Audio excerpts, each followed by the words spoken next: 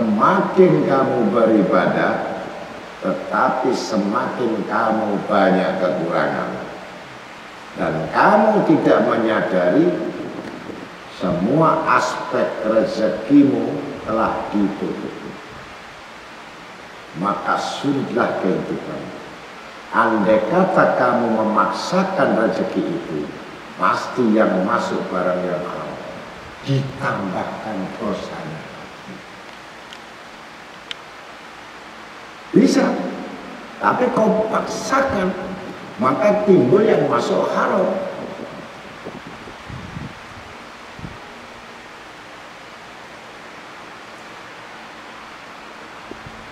Al-halalul hisab, al-haramul iqab wal adab.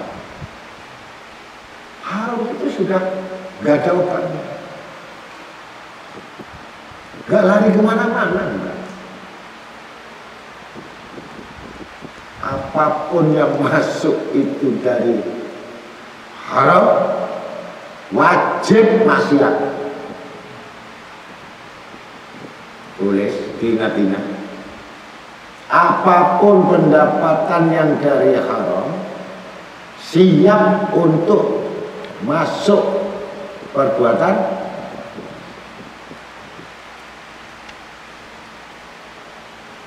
al-halalul bayyin, al-haramul bayyin. Jelas.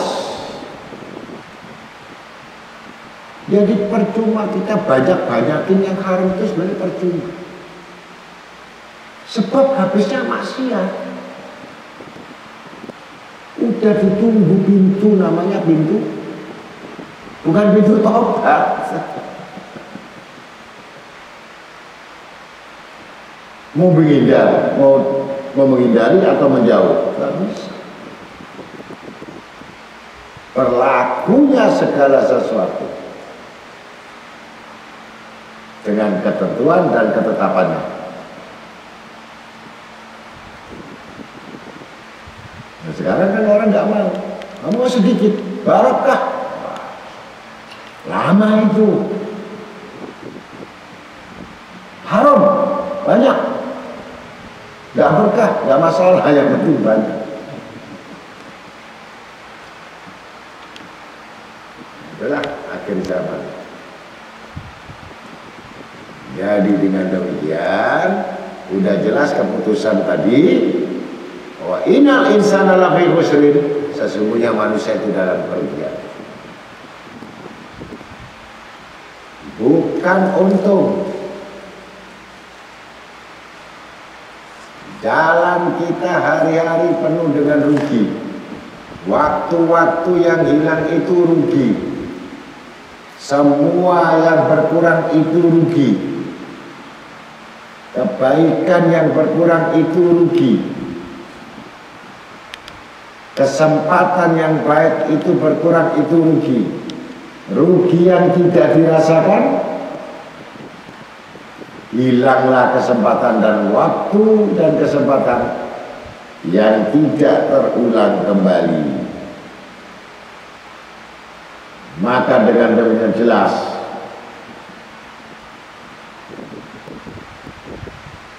umur habis yang sia-sia.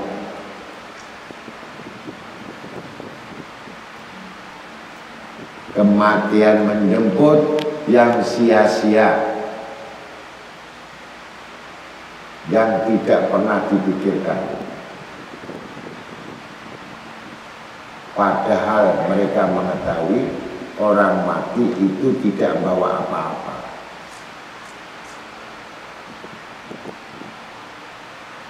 Yang tahu itu yang sudah mati. Kalau yang hidup ini harus berupa apa-apa. Hidup. Walaupun mengatakan bahwa tidak bawa apa-apa, tapi berupa apa-apa.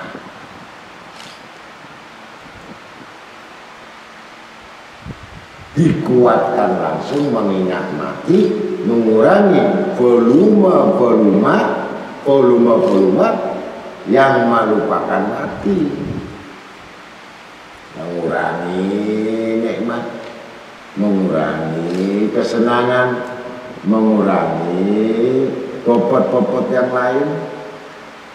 Bukan nggak boleh, mengurangi untuk menambah akhirat. Ya mudah-mudahan 4 perkara ini harus diingat-ingat. Umur dihabiskan untuk apa? Badan dirusakkan untuk apa? Sakit sampai mati karena apa? Kalau urusan dunia, kalau urusan umur dunia, 500 tahun dulu dicemplungkan neraka. Nanti ditanya setelah keluar 500 tahun ditanya, kamu punya badan kamu rusakkan untuk apa? Untuk kesenangan dunia. Masuk lagi 500 tahun, dicelup lagi, kemudian diangkat lagi, ditanya lagi, kamu punya ilmu apa? Oh, ilmu untuk cari dunia melulu, cemplung lagi.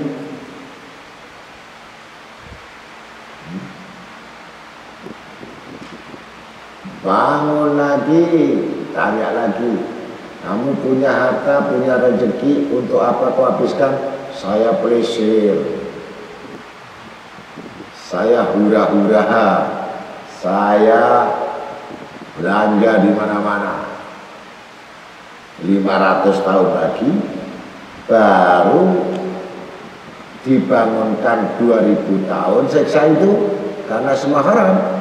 Baru buka catatan, ternyata catatannya itu hitam semua, petinya keluar. Tapi catatan itu keluar seperti peti. Keluar itu petinya udah hitam, dalamnya catatan hitam. Kalau yang putih, catatan putih, yang keluar catatan cahaya.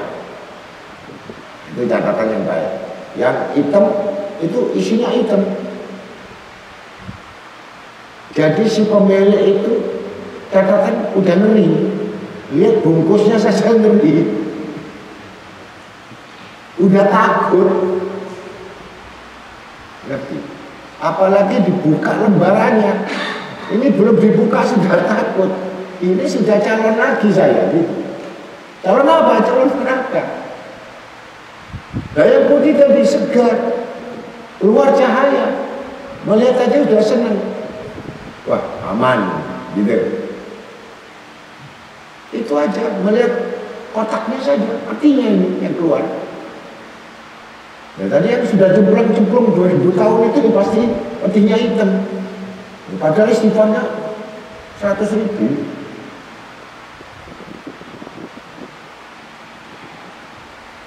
Istighfar, bukan gak istighfar.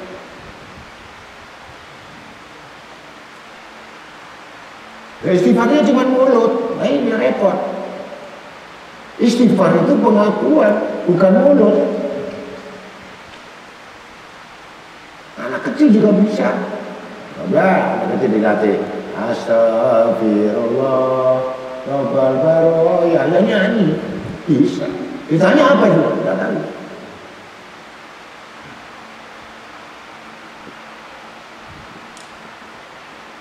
Istighfar bentuk pengakuan, istighfar itu bentuk pengaduan, istighfar itu minta kemurahan, istighfar itu betul-betul tunduk, istighfar itu meninggalkan teman sahabat yang buruk, meninggalkan perbuatan yang buruk, kelakuan yang buruk, akhlak yang buruk.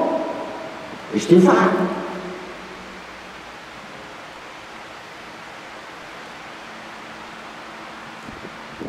Iblis katanya, nggak apa-apa, di mulut saja nggak masalah. Yang penting kamu nggak usah takut sudah, kan ada istighfar. Jangan takut kamu maksiat. Hebat. Lu istighfar kok nggak takut maksiat.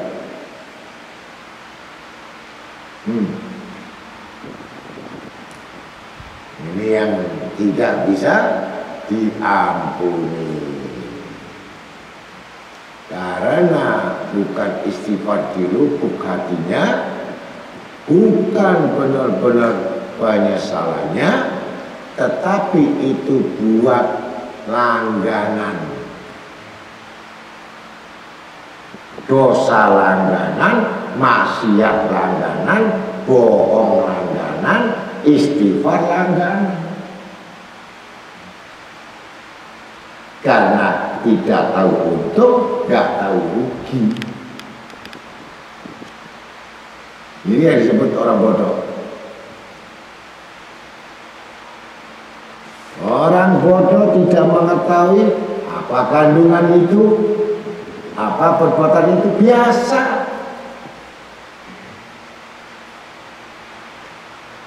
Karena kebiasaan. Lenyaplah asar-asar, bentuk kebaikan-kebaikan itu tidak ada bekas.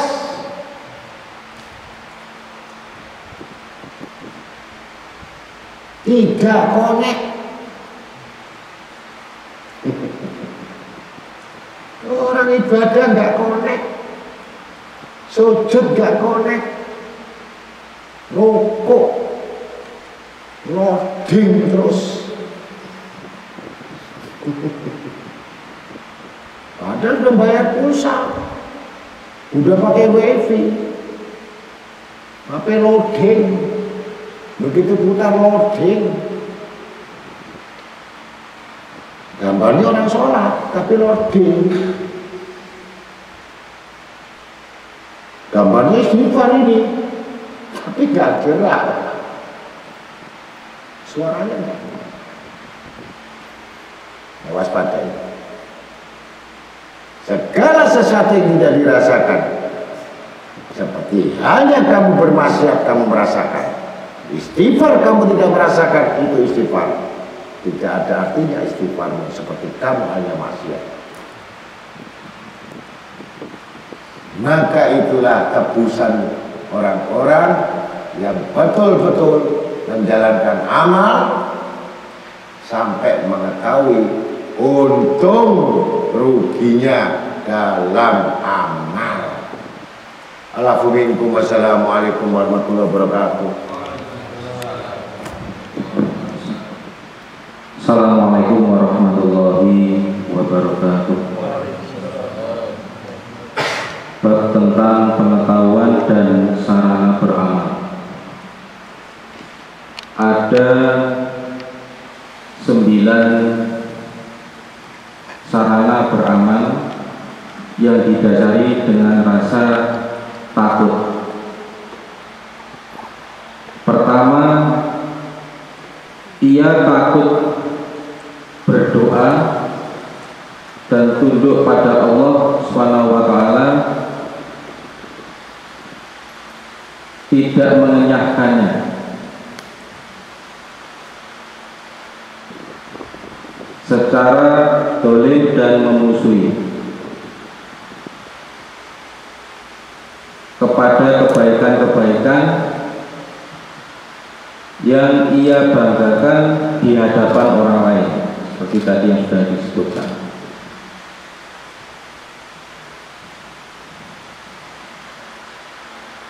Yang kedua, ia takut untuk mengkufuri nikmat dan dikalahkan oleh arogansi sehingga tak sempat mensyukurinya. Yang ketiga, ia takut akan secara berangsur-angsur menyalahgunakan nikmat-nikmat yang diterimanya.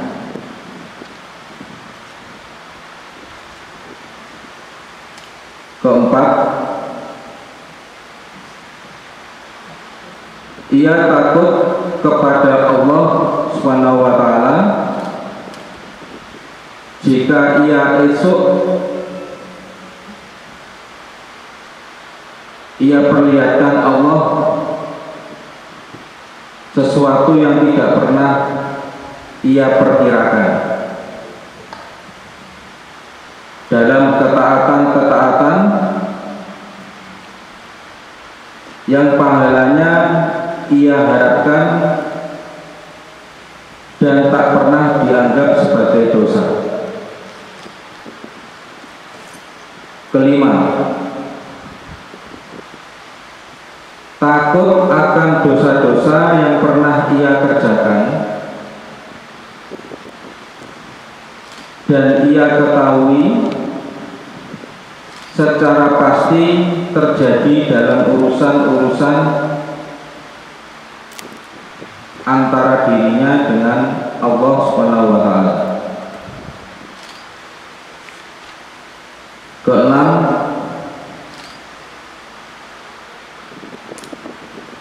takut terhadap konsekuensi dan tanggung jawab manusia pada dirinya. Ketujuh,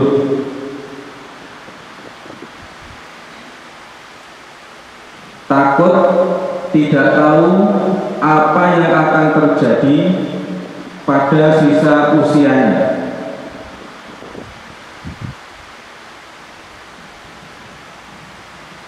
Delapan, takut terhadap siksaan dunia dan keterlambatan mengantisipasinya.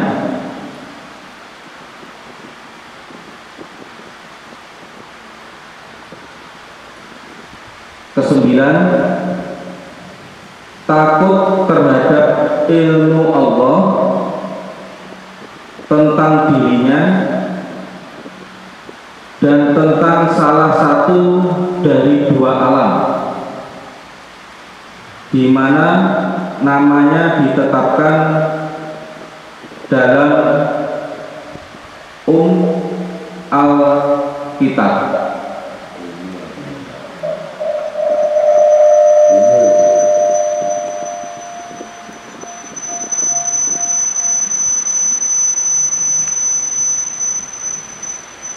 Sembilan, sarana beramal ini atau pengetahuan dikutip dari kitab Adabun Nufus dari Imam Al-Muhasibi.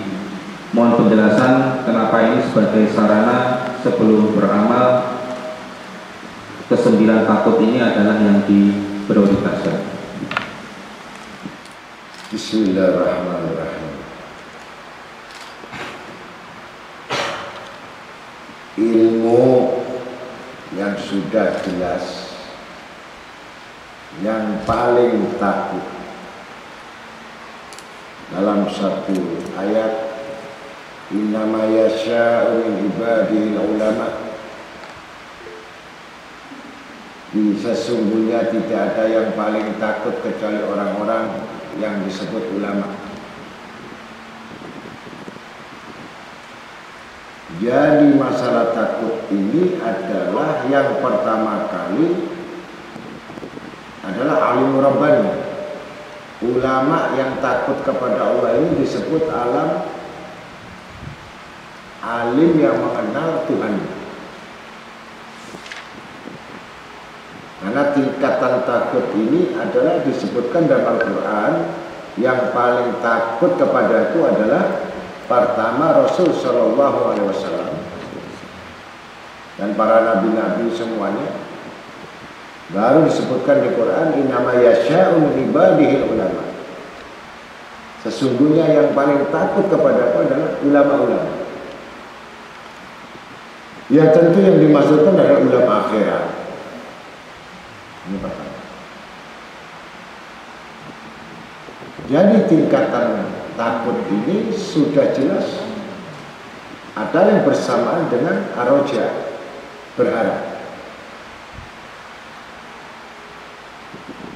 Al-khawf adalah takut, ar-raja adalah berharap. Ini puncak dari 9 ini. Yang jelas takut kepada Allah ini tidak dipandang. Semua amal ibadahnya tidak dipandang oleh Allah. Ini yang paling takut. Bukan banyaknya ibadah, bukan banyaknya amal, bukan banyaknya zikir, tapi bagaimana Allah memandangnya. Ini sangat penting. Dari poin dari 9 tadi adalah takut.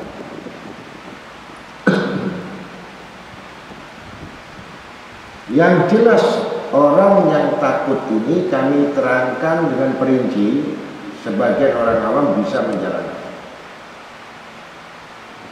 Tanda-tanda untuk melatih takut kepada Allah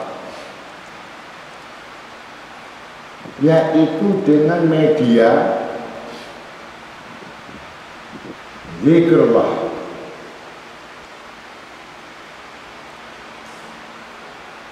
Dengan berdiri, duduk, berbaring, berjalan, memandang, berpikir, berzikir kepada Allah. Ini awal untuk menumbuhkan takut. Bukan kamu waktu sholat, bukan waktu kamu sesudah sholat. Itu suatu kewajiban yang disunahkan. Tetapi untuk menumbuhkan rasa takut, keluar dari permukaan ibadah, keluar daripada segala bentuk bersosialisasi dengan manusia, berkomunikasi dengan manusia, berinteraksi dengan manusia, tidak terlepas pandangan itu untuk mengingat Allah. Segala aspek perbuatan, pekerjaan, sekecil apapun tidak boleh melepaskan hubungan dengan Allah.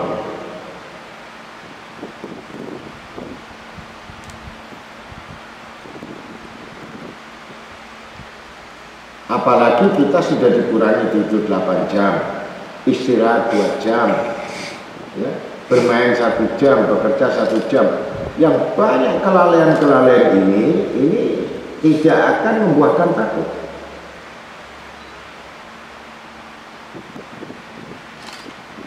Ini masih belajar takut.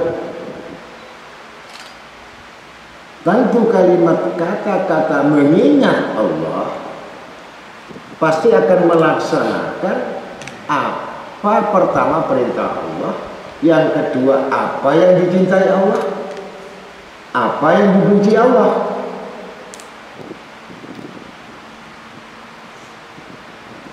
Kalau dia tidak tahu apa yang dibenci Allah, apa yang dicintai Allah, apa yang disukai Allah, niscaya ini bukan termasuk orang yang mengingat Allah.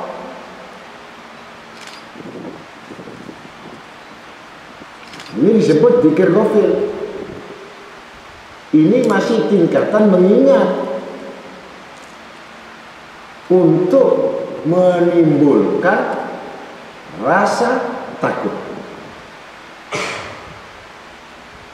Karena kalau manusia itu dikuatkan rasa takutnya, pasti orang ini tidak akan berharap, timbul putus asa. Jadi tidak bisa hanya mengatakan saya takut. Yang dimaksudkan takut di dalam kitab ini bukan takut yang dimaksudkan takutnya orang awam. Takut semua amal dilupakan Allah. Karena dia beramal, lupa Allah, Allah melupakannya.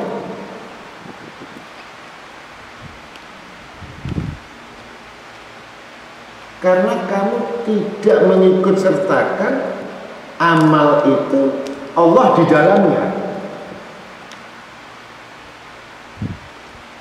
Al-Quran tidak di dalamnya, hadis tidak di dalamnya, Inilah orang yang beramal kosong.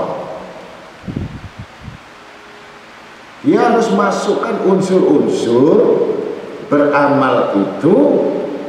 Pertama, takut tidak diterima. Yang kedua, takut melupakan Allah, takut melalaikan amal itu sendiri. Yang keempat, bangga dengan dirinya sendiri. Yang kelima, tidak mengetahui apa yang dimiliki, apa yang dilaksanakan itu amanat dan titipan Allah.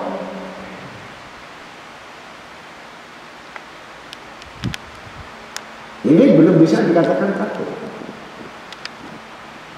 Maka setiap amal itu diiringi dengan harapan. Berharap itu artinya amal ibadah yang mulia ini yang diharapkan oleh Allah Rabbul Alamin. Berharap, jangan lain. Kalau kamu berharap lain, nanti kamu beramal lain. Begitu. Kalau kita berharap pada Allah, pemberian Allah, maka perbuatan amal karena Allah. Ini begitu. Kalau berharap selain Allah, pasti kamu melaksanakan amal bukan karena Allah, lain dari Allah. Karena tadi berharap tanpa sadar kamu selain Allah.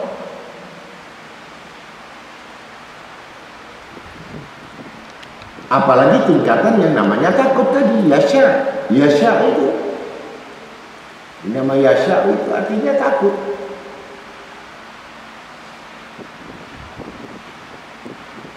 Kenapa alim ini takut? Takut yang mana?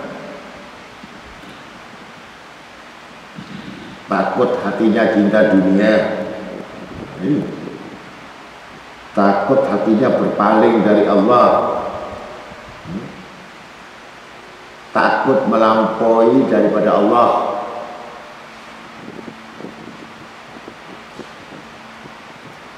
Takut tidak bersyukur kepada Allah. Takut tidak bersabar kepada Allah. Takut ya tidak menerima qada-qadarnya Allah. Takut dengan ketentuan Allah.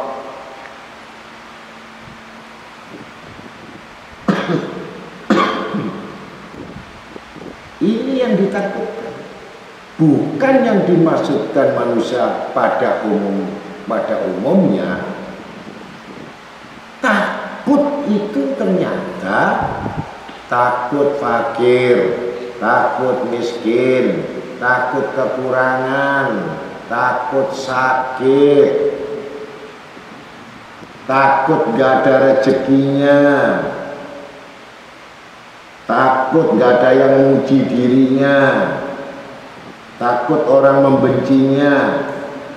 Ini yang disebut takutnya orang awam rendah. Ini tidak masuk kategori dalam kitab ini, tidak. Al-Muhasibi tidak mengatakan itu. Tingkatan takut ini kepada khauf. Khauf itu semata-mata dia tidak pernah takut yang lain. Yang jelas puncaknya takut tidak dipandang oleh Allah.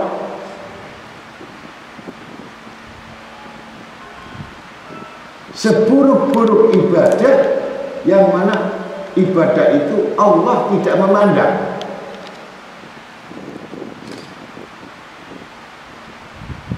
Dan Allah tidak peduli. Satu contoh gak usah jauh-jauh yang bagaimanapun. Sedekahnya orang kafir, bagaimanapun banyak dan besarnya, tidak dipandang oleh Allah. Sebaik-baiknya akhlaknya, sebaik-baik apa yang dilakukan, tidak pernah ada nilainya di sisi Allah. Ini salah satu tidak dipandang.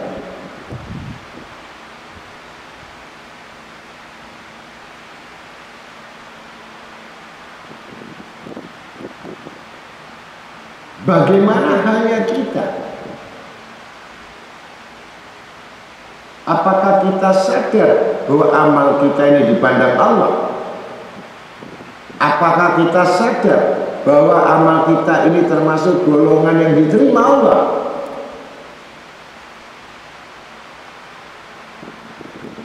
Apakah kamu merasa puas dengan kebaikan yang kamu lakukan yang dibandingkan nikmatnya?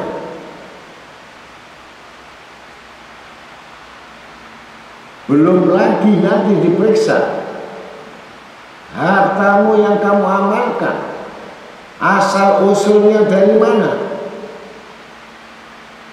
diaudit bentuk kemurniannya, kehalalannya, kesuciannya, keikhlasannya. Ini banyak sekali audit-audit. Ini yang puncak dari amal agar diterima.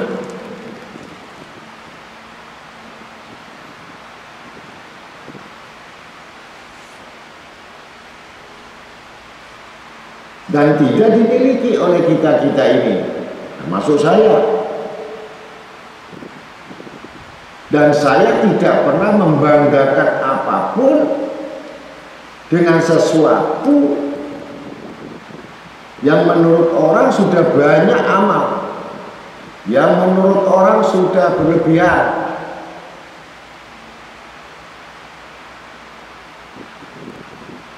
Karena kita tidak tahu rahasia Allah sejauh mana. Cuman kita letakkan yang pertama itu berharap, ar-raja'u. Yang kedua dikuatkan lagi, takut harapan kami tidak diterima. Nah itu.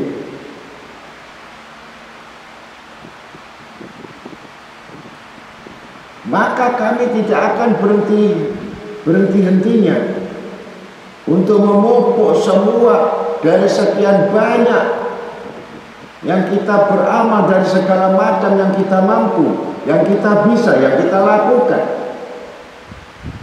Salah satu amal kita diterima, alhamdulillah. Tapi kita berharap kalau semuanya diterima. Tapi sebagian kecil diterima, itu sudah terhapus dosa-dosamu. Selesai.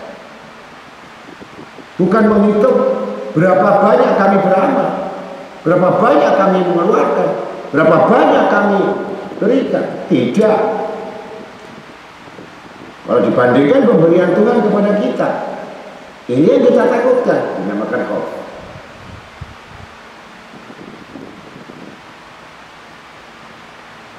Apa yang terlintas dari hati kita, apa yang menggugurkan di hati kita, apa yang menggugurkan amal kita,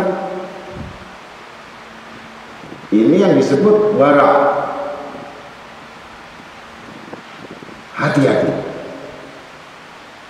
teliti.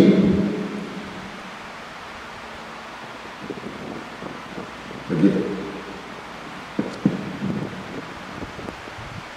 Kalau kita hubungkan dengan Imam Ahmad bin Hanbal, guru dari Imam Syafi'i, bahkan Imam Syafi'i, gurunya Imam Syafi'i bertawasul kepada Imam Syafi'i.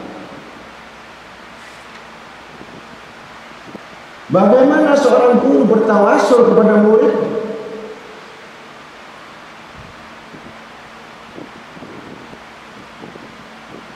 Yang memiliki kelebihan yang tidak dimiliki oleh gurunya.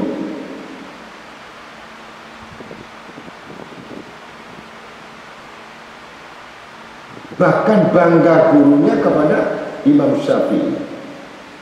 Kalau kita kembalikan kepada khauf, ini karena kedudukan manusia itu mulia, kedudukan ditempatkan yang paling tinggi karena takutnya kepada Allah.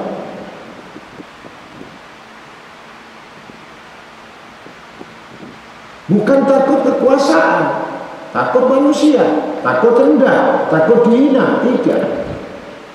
Kehinaan itu kemuliaan. Dan seorang yang mau menuntut ilmu, kalau tidak ada yang membenci, tidak ada yang memfitnah, tidak ada musuhnya, itu orang lain gagal.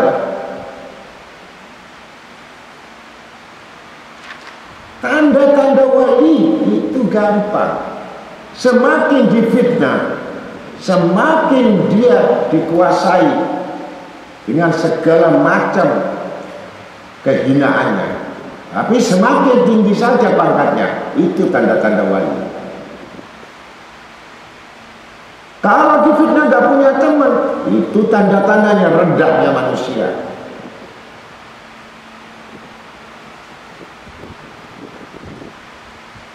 Dia takut bukan takut fitnah, takut kepada Allah berarti gak takut segala hal.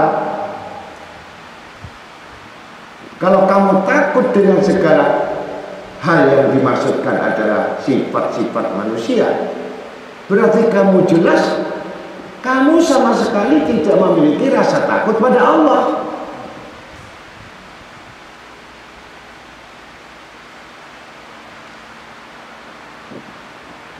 Jadi takutkanlah diri kita ini ibadah pada Allah, bukan kepada makhluk.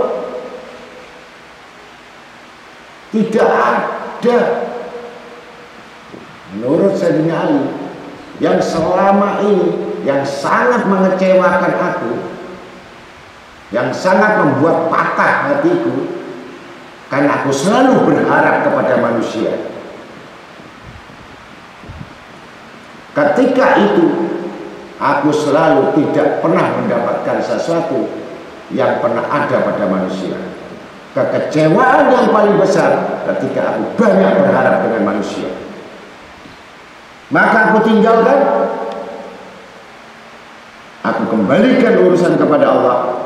Aku cuma berharap pada Allah. Maka hilang kekecewaanku, hilang rasa gundah gulana aku, karena aku semata-mata bersama Tuhanku. Makalah Sayyidina Ali. Kalau kau ingin benar-benar bahagia, kau ingin benar-benar tenang hatimu, jangan berharap pada manusia. Jangan sekali-kali kamu menggantungkan manusia, dan jangan sekali-kali mengingatnya, karena kau akan ditunggu kekecewaan. Tapi ingatlah Tuhanmu dengan banyak zikir pada Tuhanmu, dengan banyak nyebut salawat pada Nabi Tuhan, pada Nabi Muhammad SAW, niscaya kekayaan hatimu melebihi kekayaan orang yang kaya.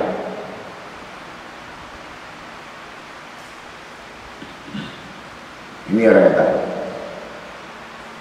Jadi semua ada yang mengalami. Sayyidina Ali Karmajah, Sayyidina Umar bin Khattab. Bukankah itu tokoh-tokoh yang sudah merasakan bagaimana sakitnya mengharapkan manusia?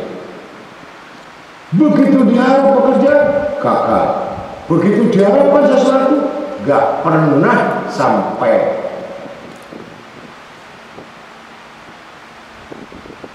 Wallahi, dengan menyebut nama Tuhan yang tidak pernah mengingkari janjimu, berharaplah pada Allah, tinggalkan harapan pada manusia, niscaya Allah akan mencintaimu. Ini Imam Syafi'i. Kita berkunjung kepada Sayyidina Ahmad bin Hanbal. Maka terkejut syekhnya, gurunya melihat kedatangannya. Ini riwayat. Makan bersama.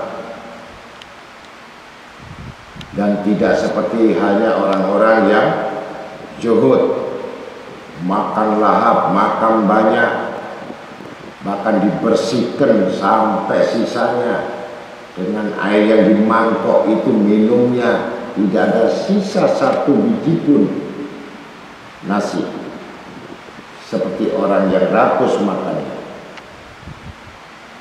Pada sisa-sisa yang terakhir itulah berkahnya yang akhir itu.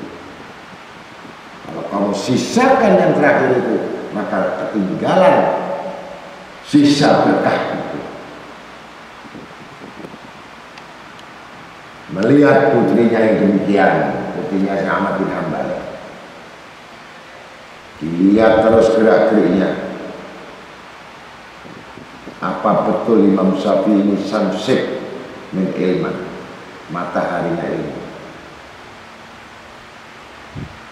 Sampai disebut mataharinya ilmu Imam Syafi'i. Kemudian sudah selesai, maka periksalah malam hari, izin putrinya untuk ngintip sama Imam Syafi'i. Biasanya Imam Syafi'i kalau orang alim wali itu sholatnya 1000 rakaat, tidak tidur malam. Maka ternyata diintip di bilik itu Imam Syafi'i mendengkur, tidak bangun malam. Dan Imam Syafi'i mengatakan, aku istirahat dulu karena aku akan menulis kitab. Itu cerita yang sebenarnya. Akhirnya diizinkan sama Imam Ahmad bin Hanbal masuk, ternyata tidak menulis kitab. Tidak menulis kitab. Maka tertidur, ditunggu sampai putrinya sampai subuh, tidak bangun malam, tidak nulis kitab, tidak membawa buku, tidak membawa pena. Akhirnya pagi hari selesai, makanlah bersama di meja, bersama-sama lagi untuk sarapan, makan lagi, biasa seperti makan. Maka putrinya nggak bisa nahan diri, bertanya, ya Syekh, tadi malam kau mengatakan sebelum tidur kau akan menulis kitab dan akan menyelesaikan kitab malam ini sampai subuh. Ternyata aku lihat tidur, kau tidak sholat tahajud, tidak malam, tidak zikir, mendengkur. Apakah yang terjadi yang demikian itu? Apakah itu disebut orang alim yang tidak memiliki rasa takut? Orang alim itu karena tidak tidur itu karena takut. Takut hubungan dengan Allah 1 detik putus. Jangan 1 menit, 1 detik putus, ruginya berapa kalimat? Takutnya.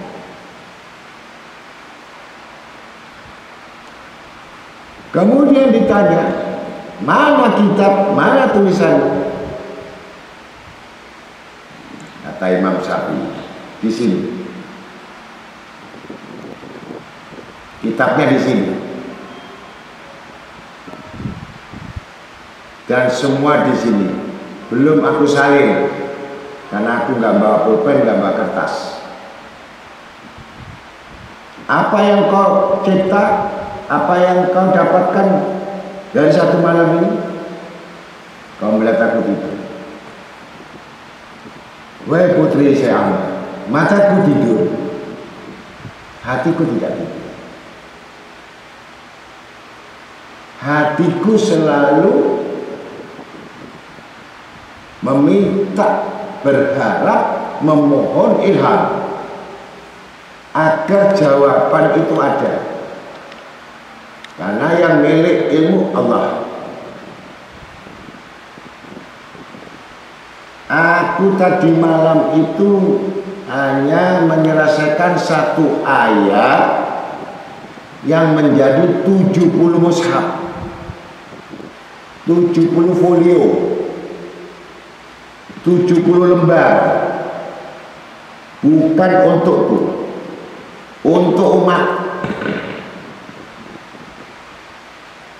Kami sama sekali tidak pernah memikirkan kami.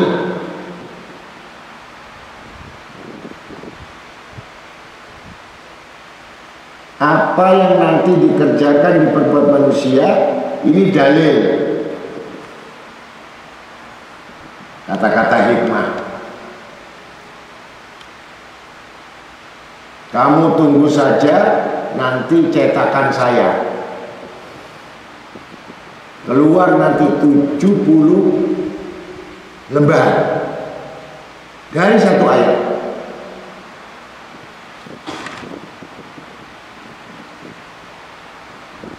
Tidurnya orang alim ibadah, nafasnya dihitung tasbih, gerakannya pindah tempat, dari gerak ke gerak dihitung dzikir.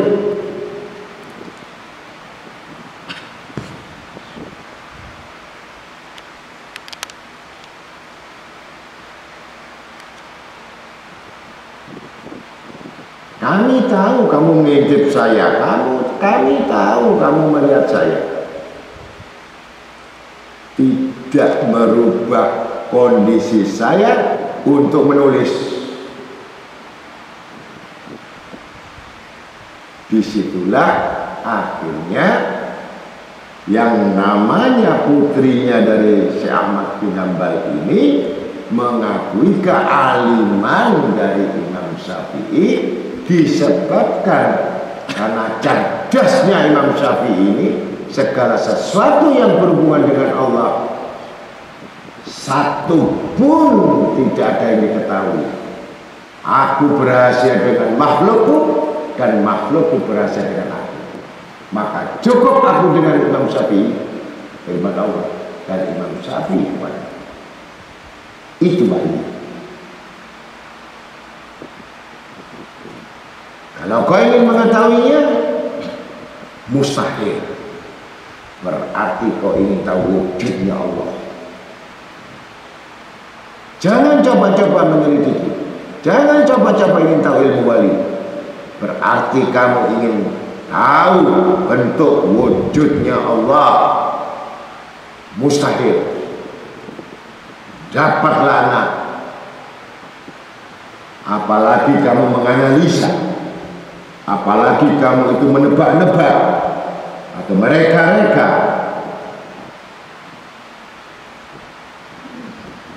Cukup sebagai penuntut ilmu, sami'na wa ata'na, kami mendengar, saya mentaati, selesai. Bukan menganalisa, bukan praduga tak bersalah. Itu namanya tulul amal. Sekali lagi, jangan ikuti perbuatan saya. Syekh Abdul Qadir Jailani berwasiat, jangan sekali-kali kamu mengikuti perbuatan saya.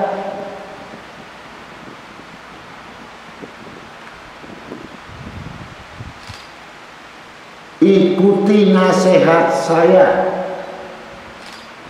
ikuti perintah saya, laksanakan perintah saya, dan jangan bantah perintah saya.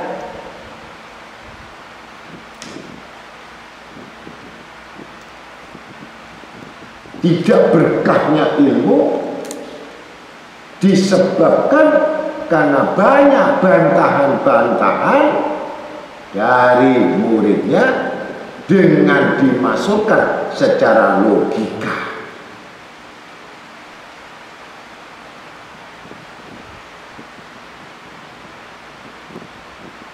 Maka dengan demikian sampai betul-betul menimbulkan rasa takut.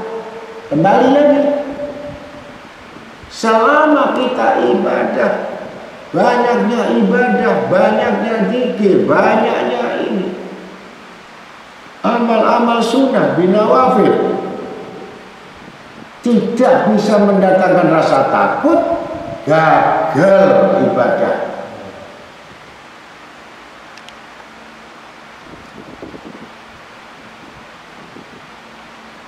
Apalagi meremehkan perbuatan maksiat dianggap biasa. Ini sama sekali bukan tipe-tipe yang bisa dimasukkan takut.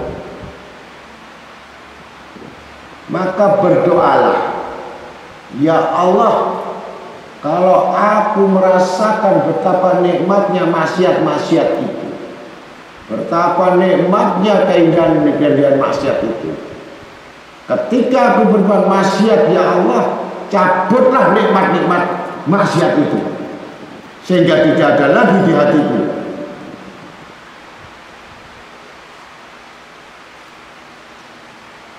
Niscaya kamu tidak akan merasakan maksiat-maksiat itu seperti pada umumnya yang semua nikmat,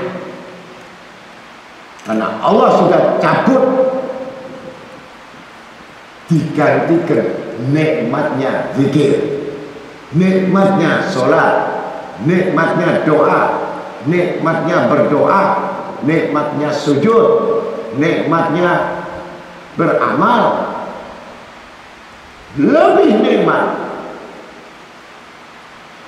Maka terangkatlah rohmu di langit.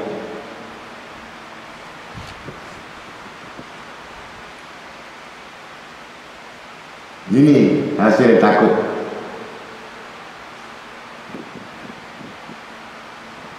Ketika kami merasakan betapa nikmatnya yang haram itu, ketika aku berbuat yang haram itu, ya Rabb, cabutlah nikmat haram itu, sehingga aku tidak merasakan dan tidak menginginkan lagi.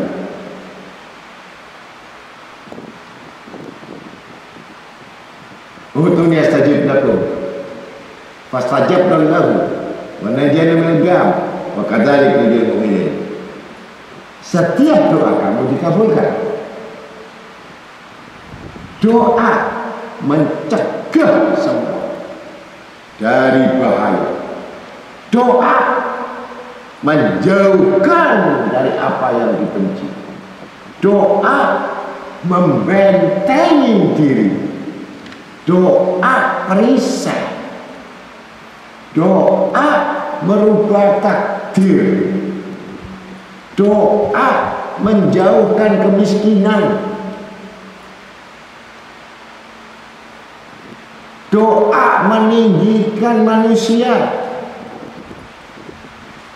Doa memberikan prioritas pada manusia, keselamatan. Banyaklah berdoa dengan disertai takut. Apa takut? Takut tidak dipandang, takut tidak diterima, takut ditangguhkan, dan takut tidak dihiraukan. Sampai kamu betul-betul merasakan kehadiran jawaban doa itu ada di hati. Maka yang keluar sangkamu. Kalau sangka yang keluar, maka kamu tahu kemurahan Tuhan, kedermawanan Tuhan, pengampunan Tuhanmu, rahmat Tuhanmu, kecintaan Tuhanmu, kasih sayang Tuhanmu, pasti kamu tidak akan berharap kepada lain selain Tuhan. Ini jawaban Allah yang tidak dirasakan bagi orang munafik, tidak dirasakan bagi orang fajir, tidak akan dirasakan bagi orang yang fasik, munafik.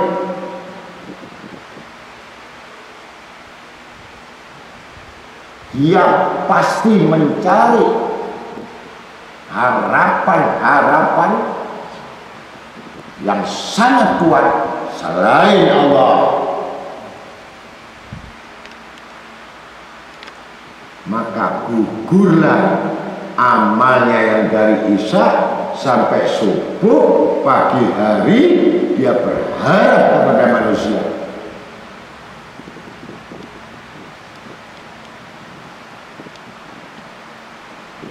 Maka dengan demikian letakkan sebelum kita puncak kepada bab takut itu khauf, artinya takut, utamakan dulu ar-raja, berharap, berhajat, munajat, minta, ngemis, ya, yang banyak dulu. Karena untuk takut itu tingkatannya sudah di atas.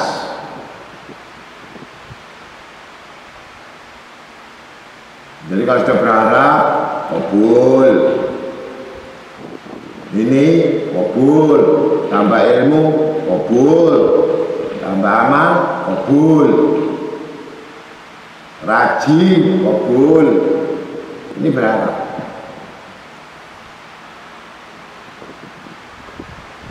Kalau takut sudah bab teliti, sangat teliti.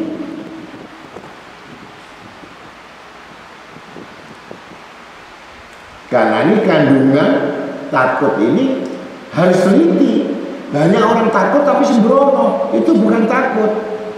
Takut itu harus diiringi dengan teliti.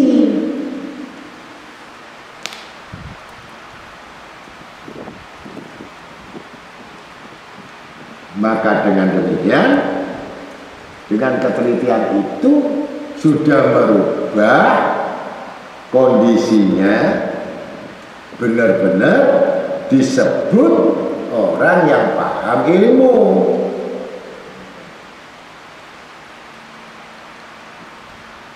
Jadi tidak mungkin orang yang tidak berilmu, orang yang tidak paham ilmu takut, itu nggak mungkin.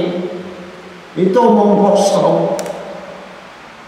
Saya takut Allah, tapi nggak ada dasar takut. Apa yang takut?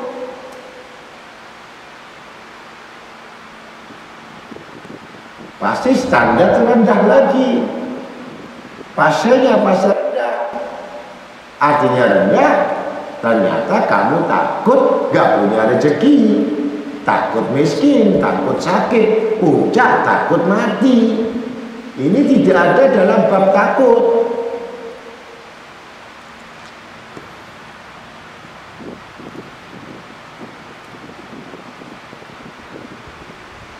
Takut kekurangan, takut segala macam. Tapi yang semuanya tidak ada keterkaitan dengan Allah Subhanahu wa Ta'ala. Ini takut yang ada hubungan dengan Allah, bukan hubungan dengan makhluknya, nggak ada. Dengan Allah. Itu tadi yang disebutkan alladzina yu'minuna la khaufun 'alaihim wa lahum yahzanun. Bagaimana dengan ayat ini? Mereka yang beriman tidak takut. Ini kan bertolak belakang. Padahal tadi harus takut. Ini tidak takut. Gitu. Jadi harus dipisahkan kalimat ini. Kalau tadi bapakmu takut, tapi ayat Al-Quran mengatakan lagi, alladzina yu'minuna la khaufun 'alaihim wa lahum yahzanun. Mereka yang beriman tidak memiliki rasa takut bagi mereka, mereka yahzanun, tidak ada sedih. Gitu. Artinya ketika dia betul-betul takut kepada Allah, nanti maka mereka dapat jawaban dari Allah. Pasti dia nggak takut miskin, nggak takut fakir, nggak takut sakit, nggak takut mati, nggak takut dihina, nggak takut dikucilkan, nggak takut direndahkan.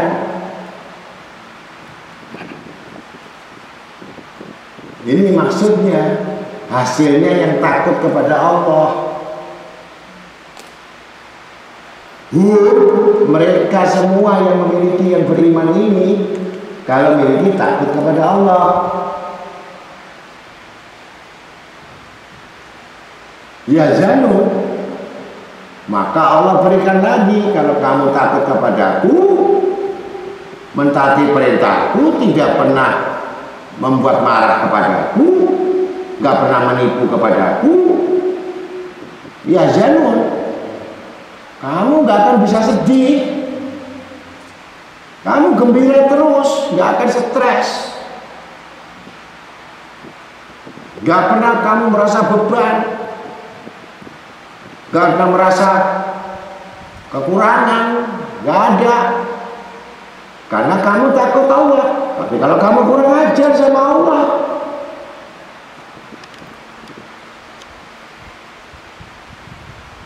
bagaimana kurang ajar? Yang tidak disiplin dengan Allah, yang tidak menyenangkan Allah, yang selalu membantah sama Allah, meninggalkan apa yang dicintai Allah, menjauhi apa yang diperintahkan Allah. Tidak pernah kamu menyenangkan Allah. Bagaimana Allah akan memberi berita gembira kepadamu, sehingga kamu ketakutan terus, di rumah ketakutan, di luar ketakutan, kerja ketakutan, semua ketakutan yang tidak ada alasan. Padahal itu semua yang tidak ada kamus, Allah memberikan ketakutan. Karena dia orang yang ketakutan itu memang tidak pernah takut kepada Allah. Selalu mereka yang terus banyak angan-angan, kemudian tulul amal, angan-angan panjang, banyak berandai kata, andai kata, kemudian bersuatu qalbi, hatinya keras, jumudul ain itu karena keringnya air mata, nggak pernah menyesal dengan perbuatan dosanya. Hubbud dunia, cintanya sama dunia melebihi daripada bulu maupun yang telah ditetapkan porsi dan takarannya.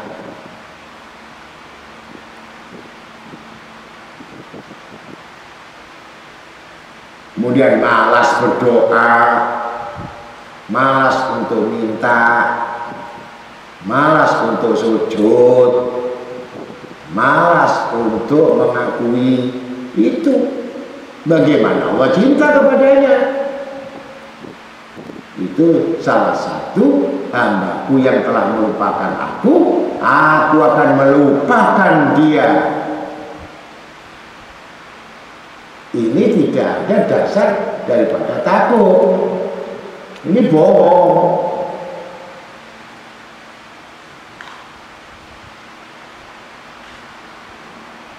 Maka dengan demikian, maka terbukalah pintu-pintu yang kamu tinggal milih. Kunci mana diberikan. Inna fatahna fathan mubina, jelas. Sesungguhnya aku telah membukakan kepada siapa itu ayat? Kepada Nabi Muhammad SAW. Inna fatahna laka fathan mubina. Sesungguhnya aku telah membuka pintu yang jelas al-mubin kepada siapa? Kepada Nabi Muhammad SAW. Kalau memang betul kamu mentaati Allah dan Rasul, sampai datang takut ditinggal oleh Allah Ta'ala.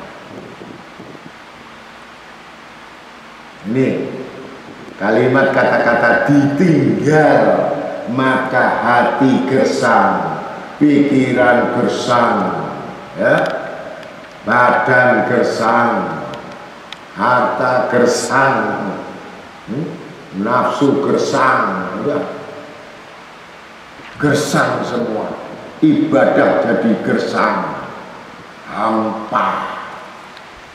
Ini tanda-tanda ditinggal oleh Allah.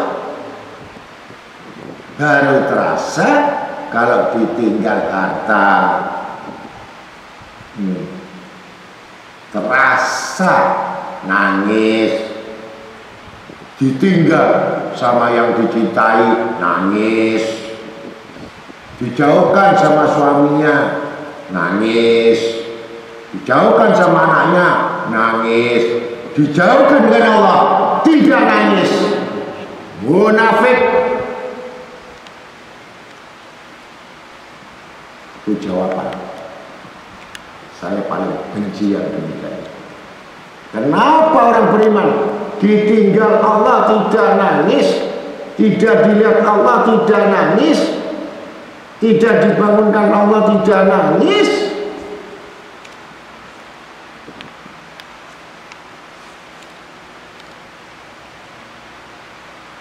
Ditinggalkan kesenangan, ada nikmat dunia qalila, yang nikmat sedikit nangis, gak kerja nangis, gaji dipotong nangis, rezeki dikurangi nangis.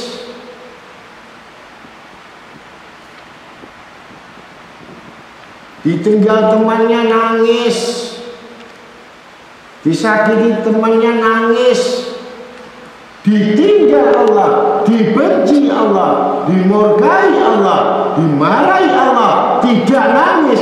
Ini ahli neraka.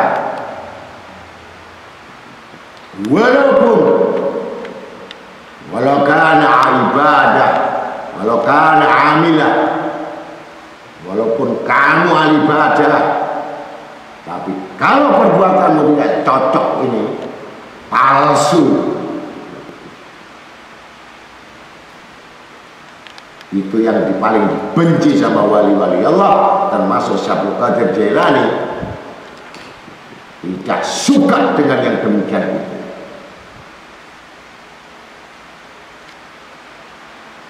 Itu jelas menipu Allah. Belum menipu Allah, menipu dirinya sendiri. Lebih kuat, balik lagi, nafsu yang terus dituruti.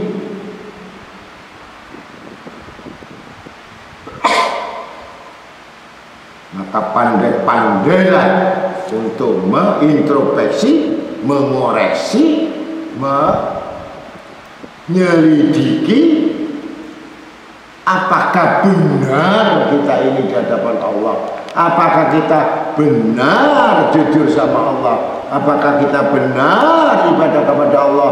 Ini yang diminta. Allah tidak bisa lebih, karena cintanya lebih. Niscaya akan kubukakan perbendaharaan itu yang tidak dimiliki selain orang yang memahami, mengetahui tentang pintu-pintunya Allah. Ketuk pintu Allah, niscaya Allah tidak segan-segan untuk membuka pintu itu dan memberikan apa yang diminta hamba-hambanya. Dan tidak ada tangan yang turun tanpa membawa apa jawaban Allah. Jujur.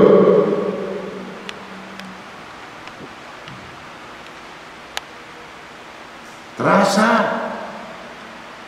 Kalau orang ditinggal Allah itu terasa, ditinggal Rasulullah itu terasa, tidak dipandang Allah terasa, tidak dilihat Rasulullah itu terasa, tidak dilihat walinya itu terasa. Walinya tidak melihat, Allah Rasul tidak melihat. Bohong kamu. Itu penting. Jadi itu yang paling penting adalah bagaimana kita sampai takut kita. Jangan sampai Allah tidak sekejap memandang kita. Apa isi hatimu, apa isi pikiranmu, dan apa isi matamu. Jangan Allah meninggalkan kita. Fi kulli lamhatin wa nafasin bi adadi ma wasi'a ilmullah. Sekejap mata, sekedip mata,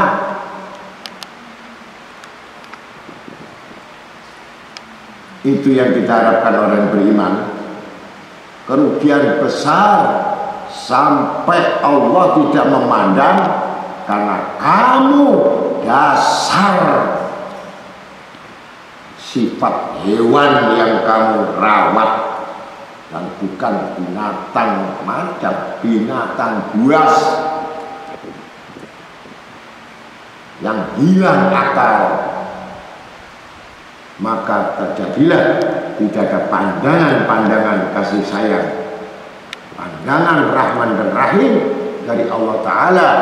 Sebab pandanganmu pandangan binatang buas, ditingkatkan pandangan iblis.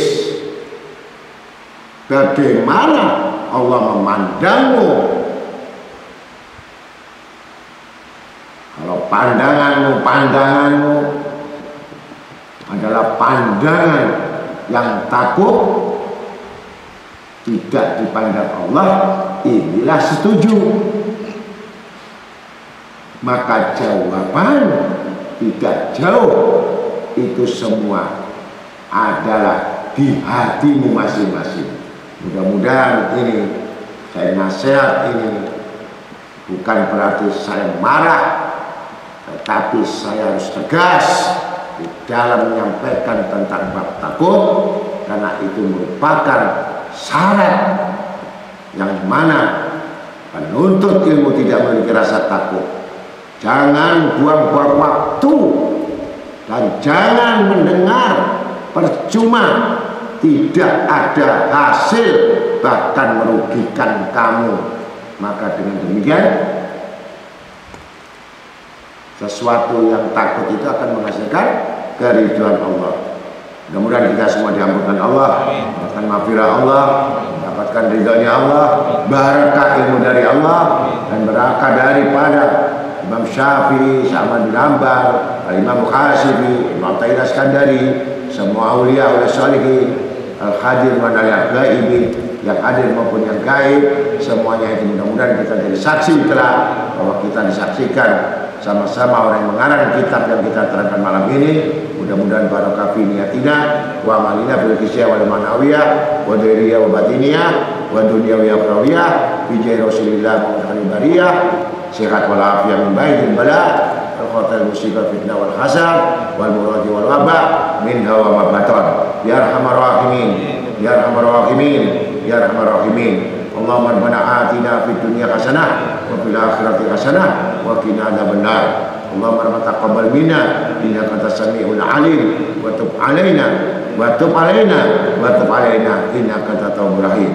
Innallaha wa malaikatahu yusholluna 'alan nabi ya ayyuhalladzina amanu shallu 'alaihi wa sallimu taslima.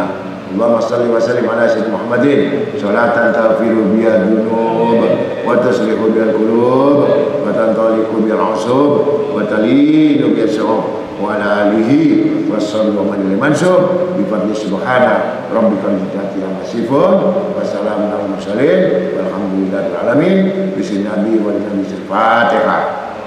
Alhamdulillah arrahman.